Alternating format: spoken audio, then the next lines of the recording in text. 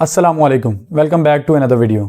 आज की वीडियो का मकसद बैटरीज और इन्वर्टर सिलेक्शन के रिलेटेड कुछ मिसकंसेप्शंस को दूर करना है। क्लाइंट से डिस्कशन के दौरान ये चीज़ पता चली है कि बहुत से लोग 4 किलोवाट का सिस्टम इसलिए ऑप्ट कर लेते हैं कि उनको 24 वोल्ट सेटअप पे रहना होता है और वो 2 बैटरीज लगाना चाहते हैं। हालांकि उनके घर का लोड 6 किलोवाट या उससे ज़्यादा भी होता है, तो वो 4 किलोवाट का सिस्टम लगवा कर चीज़ों को खुद से ऑन ऑफ करके मैनेज करते हैं और फिर उन्हें बहुत से मसाइल का सामना करना पड़ता है।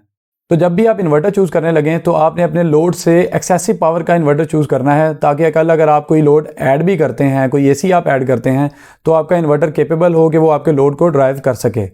इनिशियल बजट की वजह से अगर आप कुछ सोलर पैनल्स कम भी लगवा लेंगे और आपका इन्वर्टर 6 किलोवाट का होगा तो उसे आप कल एक्सटेंड कर सकते हैं। लेकिन अगर आप इनिशियली 4 किलोवाट के सिस्टम को सिर्फ इसलिए लगवा लें कि 24 वोल्ट बैटरी सिस्टम के साथ आता है और वो आपके लोड की रिक्वायरमेंट को ही पूरा ना करे, तो देन आपको लेटर ऑन जब एक्सटेंड करना पड़ेगा तो आपको एक तो इन्वर्टर भी महंगा पड़ेगा, 6 किलोवाट का आपको लेना पड़ेगा या उससे ज़्यादा का, या फिर आपको 4 किलोवाट का एक और इन्वर्टर लेना पड़ेगा और सोलर पैनल्स तो आपको ऐड करने ही पड़ेंगे। तो इसलिए इनिशियल बजट की वजह से अगर आपको किसी चीज़ पर कॉम्प्रोमाइज़ करना है तो आप सोलर पैनल्स की क्वान्टिटी को कम कर सकते हैं, जिसे आप लेटर ऑन एक्सटेंड कर सकते हैं और उसके लिए आपको कोई भी चीज़ चेंज नहीं करनी पड़ेगी।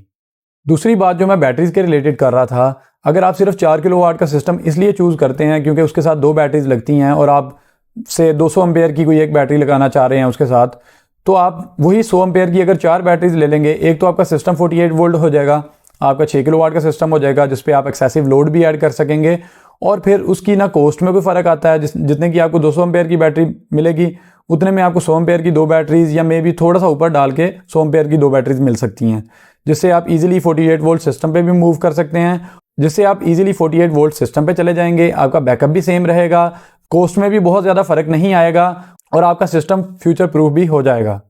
अगर आप 4000 वाट के सिस्टम के साथ 24 वोल्ट बैटरी सिस्टम लगाते हैं और उसको फुल कैपेसिटी पे चलाते हैं तो बैटरीज़ को 166 एम्पेयर से डिस्चार्ज होना पड़ेगा और कोई भी लेड एसिड बैटरी 166 एम्पेयर से डिस्चार्ज नहीं हो सकती। तो इन नट शेल आप 4000 वाट का बेशक इन्वर्टर लगा भी लें, आप उसमें 4000 वाट का लोड नहीं डाल सकेंगे।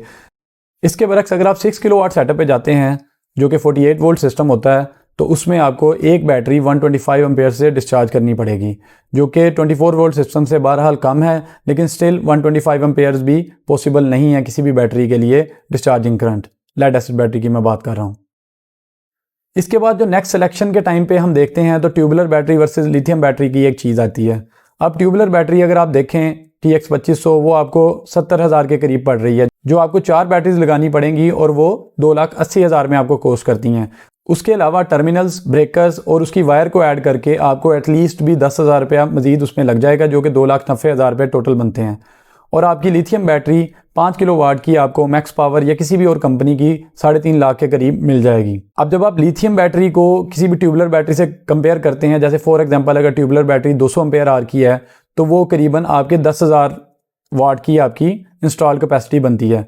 आप उसको 10,000 वाट से चार्ज करें तो आप उसको 50% से ज़्यादा डिस्चार्ज नहीं कर सकते। तो मैक्सिमम भी 4 ट्यूबुलर बैटरी अगर आपको कोई पावर देंगी तो वो 4.5 से 5 यूनिट आपको दे सकती हैं।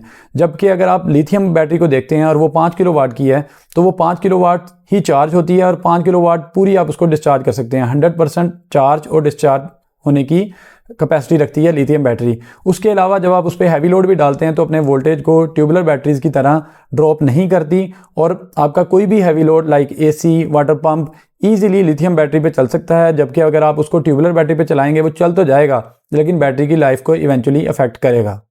इसके अलावा ट्यूबुलर बैटरीज 800 से 1400 लाइफ साइकिल में आती है, जो कि करीबन 3 से 4 साल चलती है।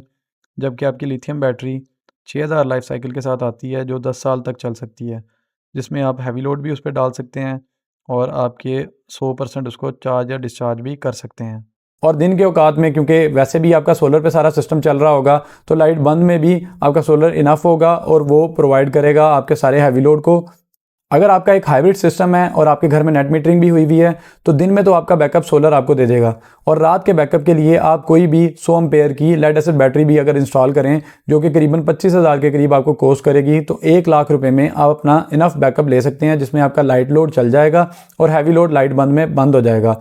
और दिन के औकात में अगर लाइट जाती है तो ग्रिड फीडिंग रुकने की वजह से आपकी सारी कैपेसिटी इस्तेमाल हो रही होगी और आपका हैवी लोड भी चल रहा होगा। शाम में अगर लाइट जाएगी तो वो छोटी क्योंकि बैटरीज होंगी 100 एम्पेयर की और उसकी इंस्टॉल कैपेसिटी तकरीबन आपको वो 2 से 2.5 यूनिट देंगी।